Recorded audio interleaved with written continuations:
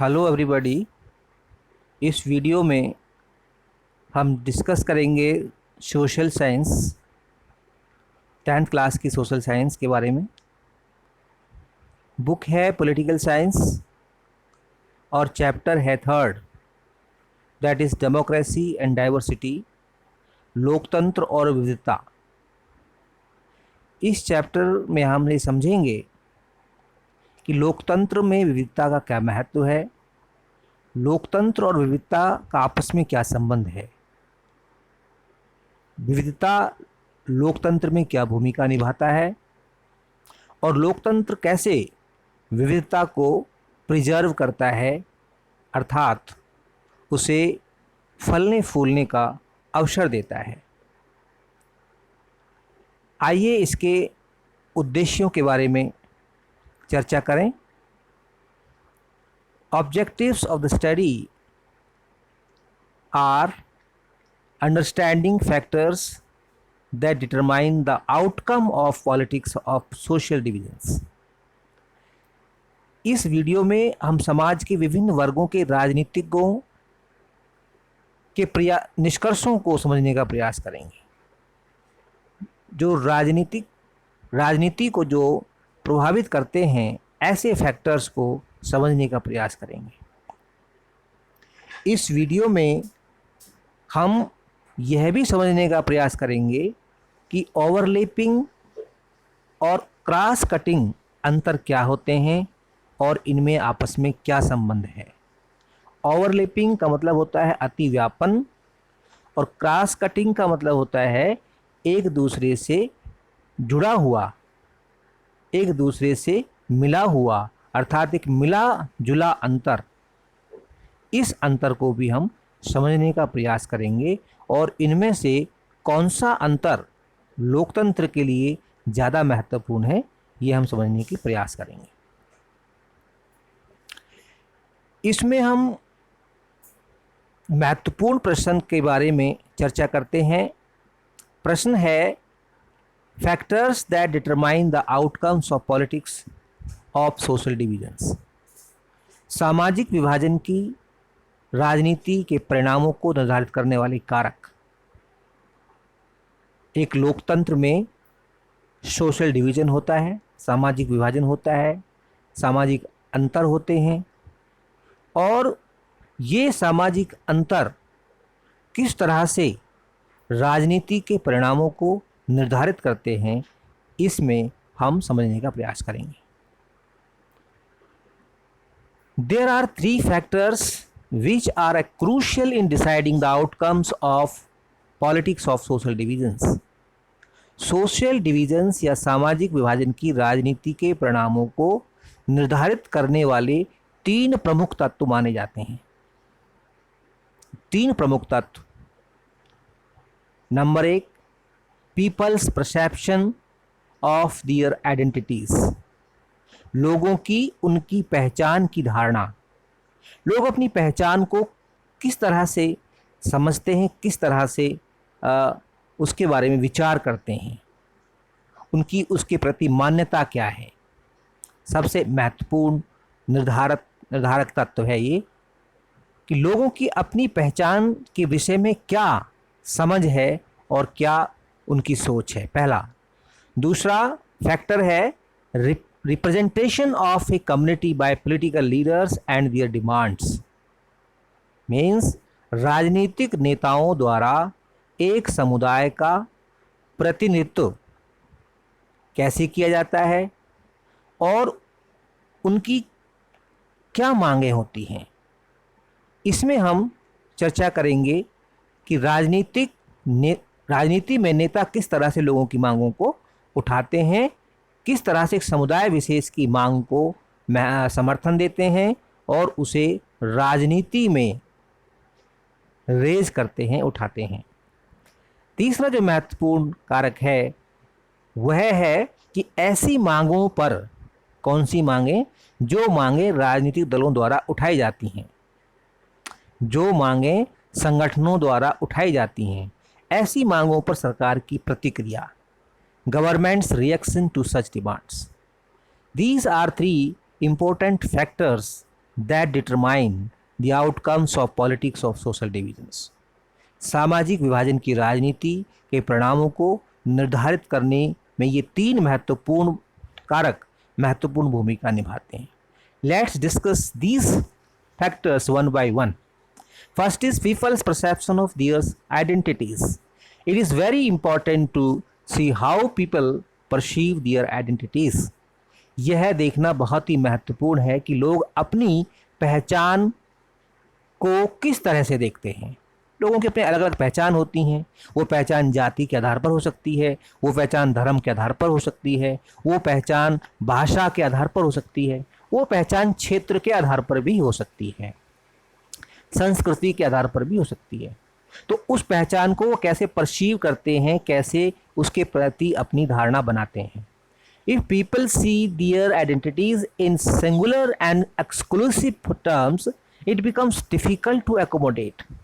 अगर लोग अपनी इन पहचानों को, अपनी आइडेंटिटी को सिर्फ सिंगुलर और एक्सक्लूसिव रूप से देखते हैं, कि वो सिर्फ देखते हैं कि जो हमारी पहचान है वही सर्वश्रेष्ठ पहचान है और इसी पहचान को ओवरलेप करना चाहिए दूसरों के ऊपर, मतलब दूसरों के ऊपर हमारा वर्चस्व होना चाहिए, इस तरह से अगर वो देखते हैं तो फिर एकोमोडेट करना बहुत मुश्किल हो जाता है. एकोमोडेट का मतलब है कि समायोजन करना बहुत मुश्किल हो जाता है. वह समाज एकता के सूत्र में बंधा रहे, ऐसा बहुत मुश्किल हो जाता है. राष्ट्र की जो एकता है और अखंडता है वो खतरे में पड़ जाती है जब कोई एक समुदाय अपनी पहचान को ही सर्वश्रेष्ठ मानता है. It is much easier if people see that their identities are multiple and are complementary with the national identity. लेकिन ये बहुत आसान हो जाता है जब लोग अपनी मल्टीपल पहचानों को महत्व देते हैं. वो सिर्फ अपनी जातीय पहचान को नहीं बल्कि अपनी और दूसरी जो आइडेंटिटीज़ है, पहचान है, उनको भी वो महत्व देते हैं और सब लोगों के साथ मिलजुल कर रहने की बात करते हैं. तो फिर ये जो पहचान है फिर ये कम्प्लीमेंट्री हो जाती है. कम्प्लीमेंट्री मतलब पूरक हो जाती है किसके? राष्ट्रीय पहचान के साथ. तो एक जातीय पहचान अगर हम राष्ट्रीय पहचान के साथ उसे मिला देते हैं तो ये बहुत ही आसान हो जाता है. Accommodation becomes very easy. इससे नेशनल यूनिटी एंड इंटीग्रिटी भी मजबूत होती है, राष्ट्रीय एकता अखंडता भी मजबूत होती है.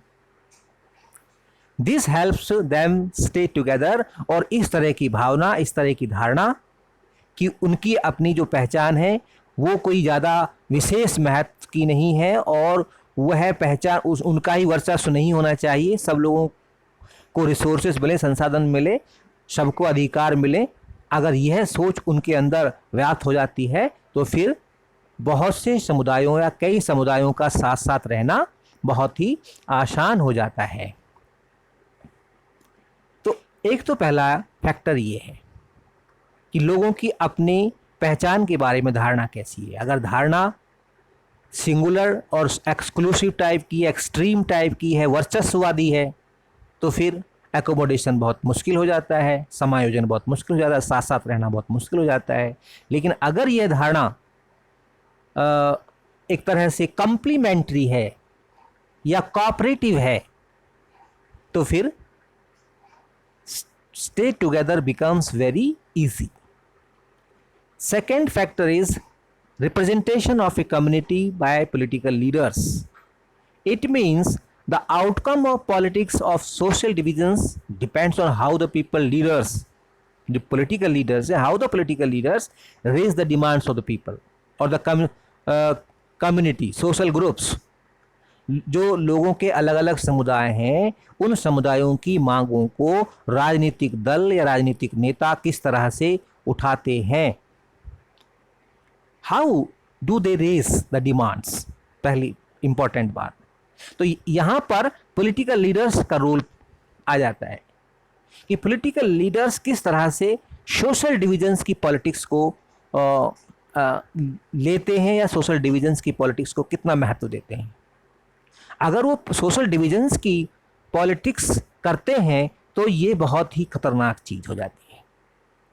सोशल डिविजन्स की पॉलिटिक्स का मतलब है कि सामाजिक विभाजन के आधार पर राजनीति करना, जाति के आधार पर राजनीति करना, धर्म के आधार पर राजनीति करना, भाषा के आधार पर राजनीति करना। ठीक है, तो ये फिर बहुत मुश्किल हो जाता है, क्योंकि पॉलिटिकल पार्टीज और पॉलिटिशियंस लोगों के सेंटिमेंट्स को कई बार भड़काते हैं, तो इससे मुश्किलें पैदा होती हैं। लेकिन it is easier to accommodate demands that are within the constitutional framework। लेकिन अगर ये मांगें संवैधानिक दायरे में हैं, अगर ये मांगें कानूनी हैं, संवैधानिक दायरे में हैं, तो फिर उन्हें समायोजित करना, उन मांगों को स्वीकार करना सरकार के लिए आसान हो जाता है, और वो कोई बहुत मुश्किल बात नहीं होती। उससे देश की एकता और अखंडता के लिए कोई खतरा पैदा नहीं होता। लोग अधिकारों की मांग कर रहे हैं, लोग अपने लिए स्कूल कॉलेज की मांग कर रहे हैं, लोग विकास कार्यों की मांग कर रहे हैं। तो ये कोई बड़ी डिमांड नहीं है, कोई मुश्किल वाली डिमांड नहीं है, ये पॉजिटिव डिमांड्स। लेकिन जब डिमांड्स अपने किसी क्षेत्र विशेष की आज़ादी के लिए उठ खड़ी होती है, तो फिर मुश्किल हो जाता है। उदाहरण के लिए जैसे भारत में जम्मू कश्मीर का जो क्षेत्र है, वहाँ पर कुछ संगठन जम्मू कश्मीर को भारत से आज़ाद करवाना चाहते हैं। They want autonomy for Jammu Kashmir, so this is very difficult to accept their demand. ऐसा करना, उनकी डिमांड को स्वीकार करना डिफ़िकल्टी नहीं, नामुमकिन है, क्योंकि अगर हम उनकी डिमांड को स्वीकार करते हैं तो देश की एकता और अखंडता खतरे में पड़ जाती है। तो वो कॉन्स्टिट्यूशनल फ्रेमवर्क से बाहर हो गई। लेकिन अगर कोई डिमांड कॉन्स्टिट्यूशनल फ्रेमवर्क में, संवैधानिक दायरे में है, कानूनी रूप से ठीक है, लोकतांत्रिक रूप से ठीक है, तो फिर उसको स्वीकार करना भी आसान हो जाता है। Okay, for example, demand for only Sinhala was at the cost of the interest and identity of Tamil community in Sri Lanka was very dangerous। उन्होंने कहा कि किस तरह से उन्होंने सिन्हालास के लिए ही डिमांड की थी, और सिन्हाला सुपरमेशी को वहाँ पर प्रमोट किया गया था। किस तरह से 1956 में श्रीलंका में वहाँ का जो बुद्धिज़्म था उसको एक स्टेट रिलीजन घोषित कर दिया गया, और ऐसे कुछ कानून बनाए गए जिससे सिन्हाला सुपरमेशी प्रमोट हो, यानी कि सिंहलियों का वर्चस्व बढ़े। तो इससे फिर जो तमिल कम्युनिटी श्रीलंका में थी उसमें नाराजगी व्याप्त हो गई और टकराव शुरू हो गया। इन Yugoslavia is also another example where we can see that the leaders of different ethnic communities presented their demands in such a way that these could not be accommodated within a single country। Okay, Yugoslavia में वहाँ के राजनेताओं द्वारा इस तरह की मांगें उठाई गईं जिन्हें एकोमोडेट करना या जिन्हें स्वीकार करना आसान नहीं था, और इस वजह से यूगोस्लाविया में टकराव हुआ, संघर्ष हुआ, और यूगोस्लाविया 6 टुकड़ों में बट गया। उसमें से 6 इंडिपेंडेंट कंट्री बन गए। तो एक ये बहुत ही महत्वपूर्ण फैक्टर है जो पॉलिटिक्स को एक तरह से डिटरमाइन करता है, राजनीति के नतीजों को डिटरमाइन करता है। Representation of a community bye political leaders, कि पॉलिटिकल लीडर्स किस तरह से उस कम्युनिटी को रिप्रेजेंट करते हैं, उसका प्रतिनिधित्व कैसे करते हैं। कॉन्स्टिट्यूशनल फ्रेमवर्क में रह के उसका रिप्रेजेंटेशन करते हैं, प्रतिनिधित्व करते हैं तो ठीक है। अदरवाइज अगर वो एक्स्ट्रा कॉन्स्टिट्यूशनल एक्टिविटीज़ में इन्वॉल्व हो जाते हैं, गैर संवैधानिक गतिविधियों में इन्वॉल्व हो जाते हैं, तो देश का विभाजन भी हो जाता है। तीसरा इंपॉर्टेंट फैक्टर है government's reaction to such demands. तीसरा महत्वपूर्ण तत्व है या फैक्टर है कि भाई ऐसी मांगों पर सरकार की क्या प्रतिक्रिया होती है, सरकार कैसे रिएक्ट करती है। Okay, the outcome of the politics of social divisions also depends upon how the government responds to demands of various social groups, कि इन विभिन्न सामाजिक समूहों की मांगों के प्रति सरकार कैसे रिएक्ट करती है, कैसे प्रतिक्रिया करती है। अगर मांगे जायज़ हैं, मांगे कॉन्स्टिट्यूशनल फ्रेमवर्क में हैं, तो सीधी सी बात है, जाहिर है, स्पष्ट है कि फिर सरकार उन मांगों को स्वीकार कर लेती है। तो वो सामाजिक विभाजन का एक तरह से राजनीति पर पॉजिटिव असर हो गया। लेकिन अगर ये मांगे एक्स्ट्रा कॉन्स्टिट्यूशनल हैं, संविधान से बाहर हैं, गैर कानूनी हैं, या फिर उनको स्वीकार करना बहुत मुश्किल है या संभव नहीं है, तो फिर टकराव पैदा होता है।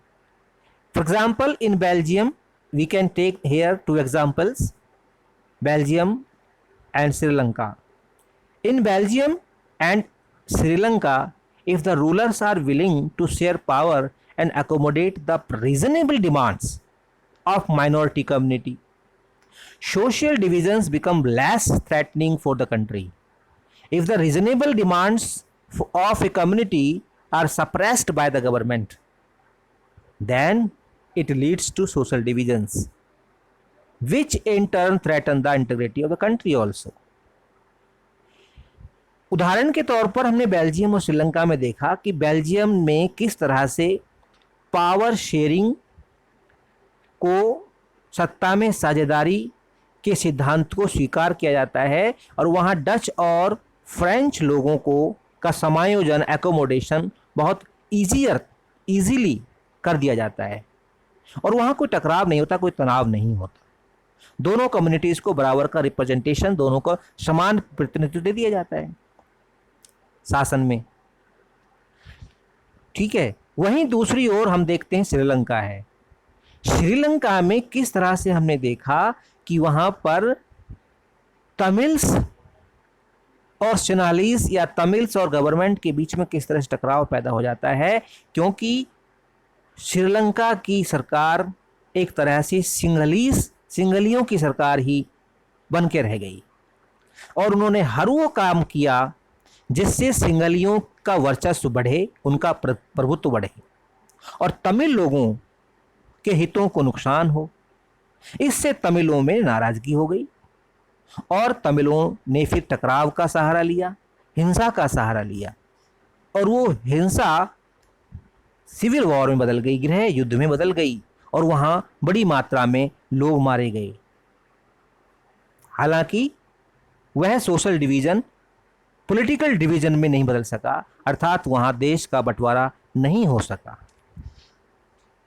क्लियर? लेकिन पूरा मौका था, पूरा एक तरह से चांस था वहां श्रीलंका के विभाजित होने का, लेकिन सिचुएशन वाज कंट्रोल्ड, उसे कंट्रोल कर लिया गया। तो इस तरह से if the reasonable demands of a community are suppressed by the government, अगर लोगों की जायज़ मांगों को सरकार कुचलती है, दबा देती है, तो फिर टकराव होता है, इससे सामाजिक विभाजन पैदा होता है, और ये सामाजिक विभाजन फिर बाद में देश की इंटीग्रिटी या देश की अखंडता को भी तोड़ सकता है, देश को तोड़ सकता है, देश का विभाजन भी कर सकता है। तो ये गवर्नमेंट के ऊपर है कि गवर्नमेंट कैसे रिएक्ट करती है डिमांड्स के प्रति। गवर्नमेंट्स का दो तरह का रिएक्शन होता है, एक तो एकोमोडेशन वाला और एक सप्रेस वाला, दबाने वाला, कुचलने वाला। जो दमनकारी रवैया है सरकार का, वो बहुत खतरनाक होता है देश की एकता और अखंडता के लिए। तो इस तरह से सामाजिक विभाजन की राजनीति, when politicians do politics on the basis of social division, सामाजिक विभाजन के आधार पर जो राजनीति करते हैं, इससे जो है कई तरह के परिणाम निकल के आते हैं, और वो परिणाम कई बार सकारात्मक होते हैं तो कई बार बहुत घातक होते हैं, बहुत खतरनाक होते हैं, जिससे देश का बंटवारा भी हो जाता है। इसके साथ ही आगे हम डिस्कस करेंगे overlapping differences and cross cutting differences, overlapping differences versus cross cutting differences. अतिव्यापन अंतर बनाओ मिला जुला अंतर, ये क्या होता है? अतिव्यापन अंतर क्या होता है और मिला जुला अंतर क्या होता है? इसमें दो चीज़ें खासतौर से हम डिस्कस करेंगे। पहले अतिव्यापन अंतर की बात करते हैं। ये अतिव्यापन अंतर होता क्या है? जब एक समुदाय अन्य समुदायों को ओवरलैप करता है, अर्थात संविधान अर्थात संसाधनों पर हावी होता है और अल्पसंख्यकों को दबाता है, तो अतिव्यापी मतभेद होते हैं। इसी तरह से जब कोई समुदाय किसी एक समुदाय विशेष के ऊपर अपना वर्चस्व जमाने की कोशिश करता है, तो फिर वहां पर टकराव पैदा हो जाता है।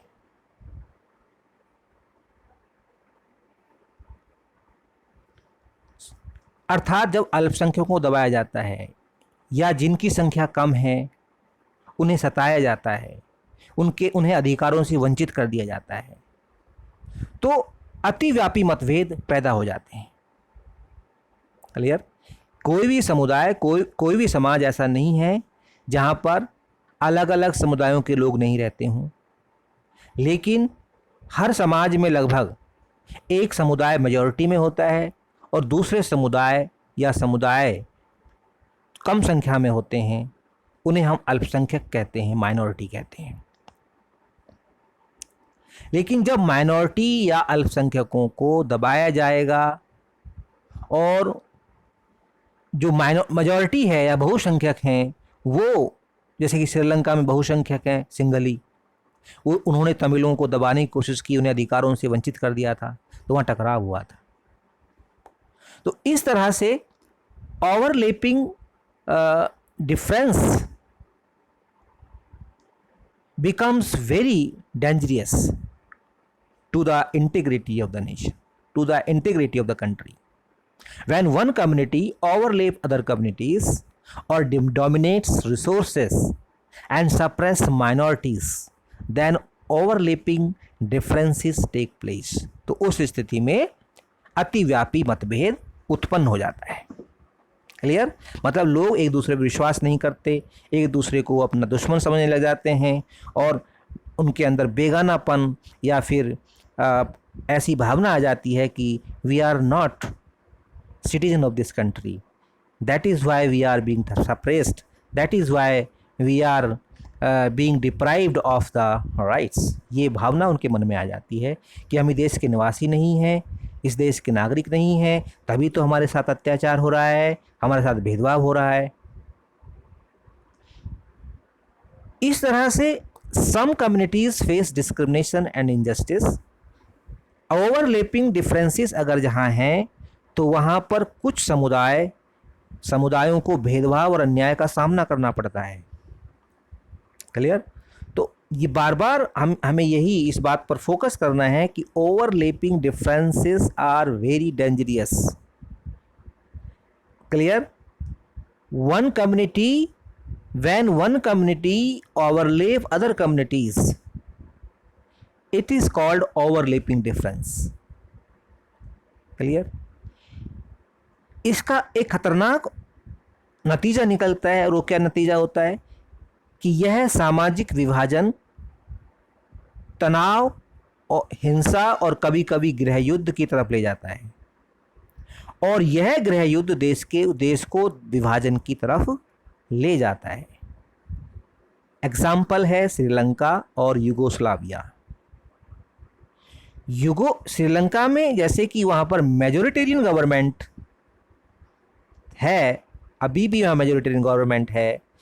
The government is being run और dominated by the majority community, that is the Sinhala community of Sri Lanka, and other communities which are Tamils and Christians and other Muslims there are in the suppressed position, और वो एक miserable condition में हैं। लेकिन अब उनकी शक्ति इतनी अधिक नहीं है, उनके नंबर, उनकी संख्या इतनी ज़्यादा नहीं है कि वो वहाँ पर उस देश का विभाजन कर दें। ऐसी उनकी क्षमता नहीं है क्योंकि उनकी संख्या कम है। लेकिन यूगोस्लाविया का जो उदाहरण है वो ये दिखाता है कि किस तरह से ओवरलैपिंग डिफरेंसेस की वजह से जब एक समुदाय दूसरे के समुदाय के ऊपर अपना वर्चस्व स्थापित करने की कोशिश कर रहा था, उसे दबाने की कोशिश कर रहा था, तो वहाँ पर विभाजन हो गया, वहाँ वो एक साथ नहीं रह सके और यूगोस्लाविया 6 टुकड़ों में बट गया, 6 देश उसके बन गए। क्लियर? तो इस तरह से overlapping differences are very dangerous for the integrity of the nation और द कंट्री। इसके साथ जो अगला है वह है cross cutting difference. Cross cutting difference, जिसको हम हिंदी में मिला जुला अंतर भी कह सकते हैं, क्या एक दूसरे से जुड़ा हुआ अंतर।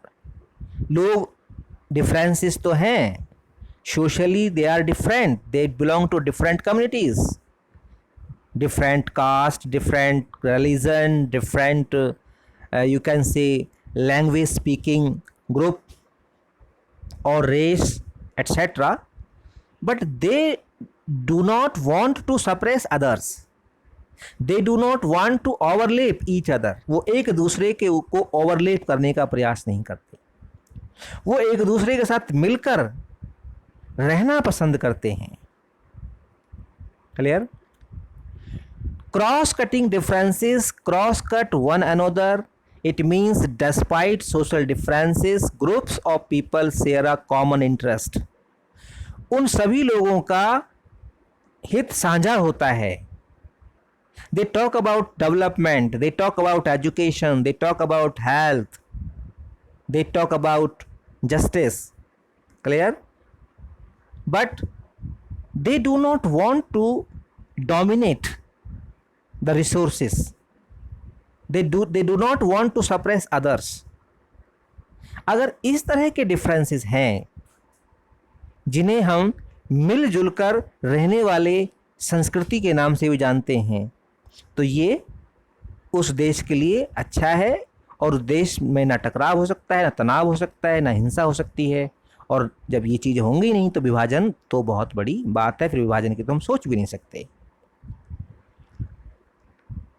तो क्रॉस कटिंग अंतर एक दूसरे को क्रॉस कट करते हैं, मतलब लोग एक दूसरे के साथ जुड़े हुए होते हैं। इसका मतलब है कि सामाजिक मतभेदों के बावजूद लोगों की समूह एक साझा हित साझा करते हैं और उनका आपस में रहना, सह आवास या समायोजन, एकोमोडेशन जिसे हम कहते हैं, वो बहुत आसान होता है क्योंकि वहाँ आपस में नफरत नहीं होती। लोग एक दूसरे से जो है फ्रेंडली रिलेशंस रखते हैं, दोस्ताना संबंध रखते हैं, तो इसलिए वहाँ पर सहवास आसान हो जाता है, समायोजन आसान हो जाता है। इसका उदाहरण है नीदरलैंड और इंडिया। इंडिया में आप देख सकते हैं कि बहुत धर्मों के लोग, जातियों के लोग और बहुत सी भाषाओं बोलने वाले लोग, बहुत संस्कृतियों के लोग भारत में रहते हैं, लेकिन कोई भी एक समुदाय दूसरे समुदाय के अधिकारों को छीनना नहीं चाहता, कोई भी अपना वर्चस्व स्थापित करने की कोशिश नहीं करना चाहता। तो इसलिए भारत में लोग मिलजुल कर रह रहे हैं, आसानी से रह रहे हैं और भारत में टकराव और तनाव नहीं होता। हाँ, कभी कभी कहीं छोटे मोटे एक स्थानीय स्तर पर बहुत छोटे हिस्से में कभी दो समुदायों के बीच में लड़ाई झगड़ा हो जाता है किसी मुद्दे पर, लेकिन वो किसी राजनीतिक मुद्दे के ऊपर, किसी बड़े कोई ऐसा मुद्दा नहीं होता जिस पर लड़ाई होती हो और वो लड़ाई फिर आगे जाके विभाजन का रूप नहीं लेती है। तो इस तरह से हम यहाँ पर आसानी से रह रहे हैं, बहुत इजीली और बहुत ही भाईचारे के साथ रह रहे हैं। क्लियर? यह जो क्रॉस कटिंग डिफरेंस है, यह सामाजिक विभाजन और सामाजिक तनाव को रोक देता है। मतलब जहाँ पर क्रॉस कटिंग डिफरेंसेस होंगे, लोग एक दूसरे के साथ जुड़े होंगे, लोग एक दूसरे कल्चर, एक दूसरे की संस्कृति की इज्जत करेंगे, एक दूसरे के धर्म की इज्जत करेंगे, एक दूसरे को अपने से छोटा नहीं समझेंगे, तो वहाँ पर सामाजिक विभाजन नहीं होगा और ना ही वहाँ तनाव हो सकता है। क्लियर? तो cross cutting differences are better than the overlapping differences. Overlapping differences are very dangerous. Thank you for watching this PPT video. I hope this video has helped you to understand the diversity, democracy and diversity. Please like this video, share it and subscribe also. Thanks again.